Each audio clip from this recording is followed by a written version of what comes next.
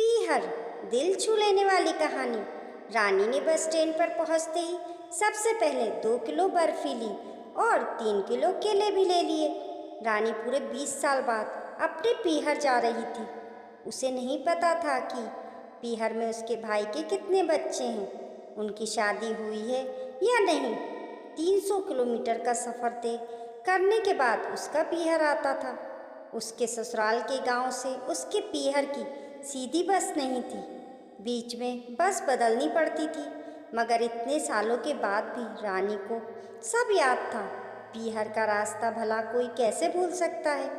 रानी को तो उसके ससुराल से पीहर तक आने वाले गांव के नाम भी याद थे। रानी बस में बैठ गई और बस स्टार्ट हुई। रानी का मन कर रहा था कि वह हवा में उड़कर पीहर पहुंच जाए। बस स्टार्ट हुई तो उसने राहत की सांस ली। उसने अपना बैग पैरों के पास रखा हुआ था। उसमें बहुत बड़ा खजाना था। उसमें 2 किलो चने थे। उसने अपने हाथों से बहुत सारा नाश्ता भी बनाया था।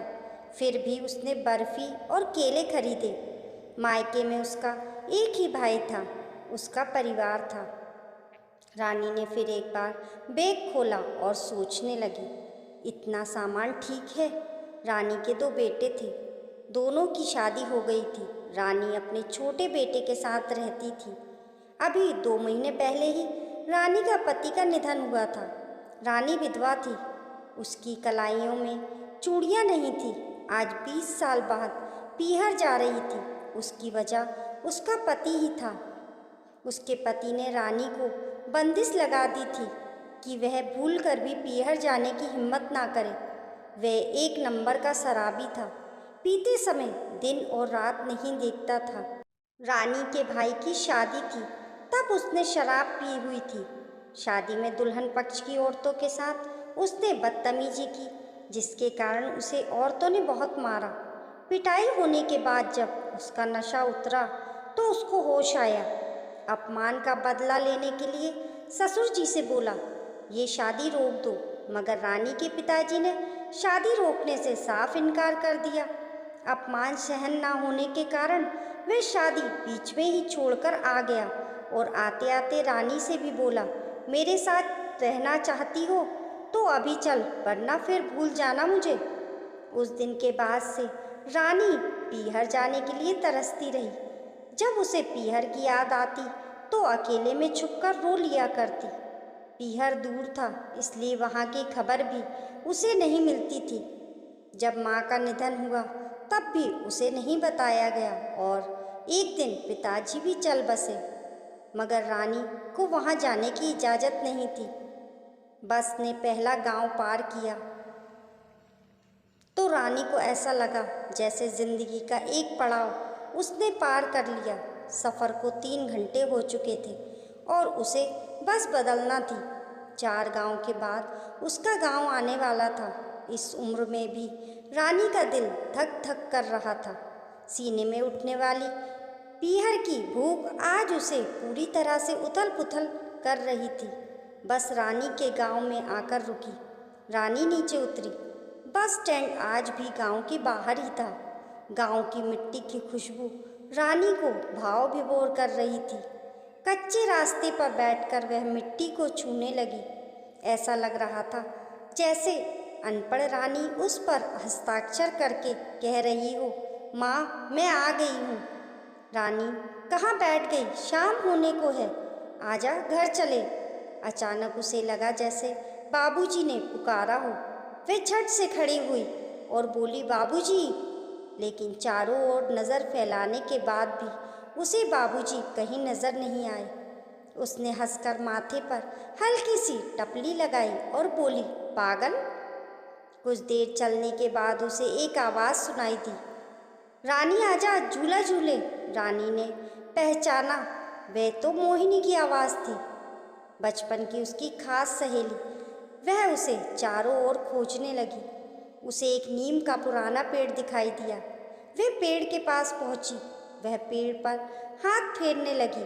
ऊपर देखते हुए पेड़ों की शाखाओं को वह आंखों से निहारने लगी। फिर से आगे बढ़ी। उसने देखा कि गांव में पहले की तरह अब कच्चे घर नहीं हैं। रास्ता भी सीमेंट का बन गया था, मगर गलियां वही रही थी जिन पर चलते हुए उसका पूरा बचपन गुजरा था, और उसी पर चलते उसने जवानी में कदम रखा था। सामने गोविंद हलवाई की दुकान दिखाई दी, जहाँ पर वह बाबूजी के साथ उंगली पकड़कर आया करती थी। फिर बाबूजी उसे 2 रुपए की जलेबी दिलवा देते और वह बहुत ही मज़े से जलेबी खाया करती थी। दुकान के पास जाकर देखा तो दुकान खंडर बन चुकी थी। गोविंद हलवाई की कोई संतान नहीं थी, जिसके बाद उसकी कोई संतान ये दुकान चला सके। रानी दुकान से गुजर गई। थोड़ा आगे चली तो उसे कुआं दिखाई दिया, जहाँ पर माँ के साथ वह पानी भरने के लिए जाया करती थी। रानी, कहाँ रह गई तू? यहाँ खड़ी है? देर हो रही है बेटा, घर जाकर तेरे बाबूजी के लिए खाना भी तो बनाना है। आई माँ, कहते हुए वह कुएं पर जा पहुँची। रानी को पागलों की तरह आते हुए देखकर रास्ते की 2 औरतें रुककर देखने लगी। रानी कुएं के पास पहुंची तो उसने देखा कि अब कुआं टूट फूट गया है। अब घर की तरफ चलने लगी। रास्ते की औरतों की तरफ उसने देखा नहीं। जैसे तैसे उसके घर के दरवाजे तक पहुंची। उसकी चाल बहुत तेज हो गई। घर में बैठे अपने भाई को देखकर वह रोने लगी। मोहन, उसके छोटे भाई, ने गौर से देखा और बोला, माँ बाप मर गए तब भी नहीं आई, अब क्या लेने आई है? रानी 20 वर्ष बाद अपने भाई को देख रही थी। उसका मन कर रहा था कि उसका भाई उसे गले से लगा लेगा और वह सारा दर्द भूल जाएगी, मगर उसने तो पहचानते ही लड़ाई करना शुरू कर दिया। रानी, कैसे आती? तुम लोगों ने मेरी शादी एक राक्षस से जो करवा दी थी, जो पत्थर दिल का था। उसकी भाभी भी बाहर आई और मोहन से पूछने लगी, ये कौन है जी? मोहन ने कहा, मेरी बहन है, जो हमारी शादी वाले दिन अपने पति के साथ चली गई थी। आज 20 साल बाद आई है, ये देखने के लिए कि हम लोग जिंदा हैं या मर गए। रानी रो पड़ी और बोली, भाई इतना कड़वा मत बोल, सहन नहीं होता। 2 घड़ी के लिए आई हूँ, सुबह वापस चली जाऊँगी। रात को 2 रोटी खिला देना, बस इतना सा मान रख लो।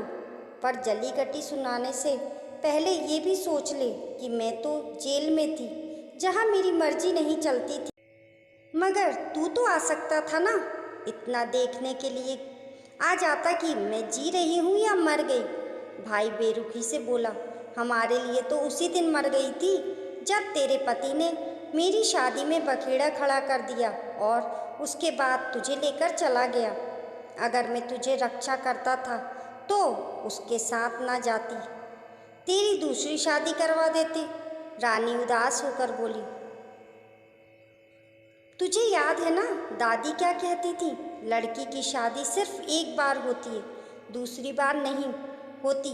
2 बच्चों को लेकर मैं कहाँ जाती?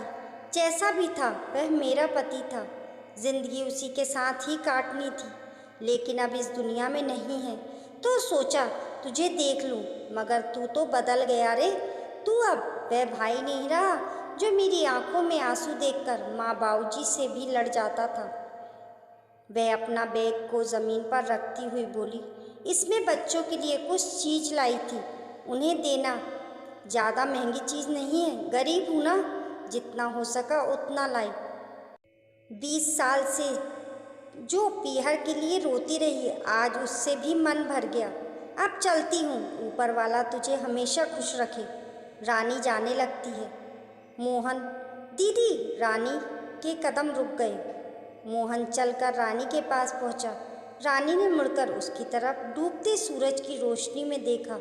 वे कोई अजनबी नहीं था, उसका भाई मोहन था, जिसे कभी उसने अपनी गोद में खिलाया था। फिर वह खुद को रोक नहीं सकी। रोती हुई उसने मोहन को गले से लगा लिया। फिर दोनों एक साथ रो पड़े। उन्हें रोता देखकर मोहन की पत्नी और उसके बच्चे भी अपने आंसुओं को रोक नहीं पाए। फिर सारे शिकवे गिले आंसुओं में बह गए। उसके बाद रानी 15 दिन तक पीहर में रही, जी भर के बाबुल की गलियों में घूमी। दोस्तों, आपको ये तीहर कहानी कैसी लगी कमेंट करके ज़रूर बताइए और पसंद आने पर लाइक और शेयर करें। ऐसी ही अच्छी अच्छी कहानियों के लिए चैनल को सब्सक्राइब करना ना भूलें। मिलते हैं फिर एक नई कहानी के साथ, तब तक के लिए नमस्कार।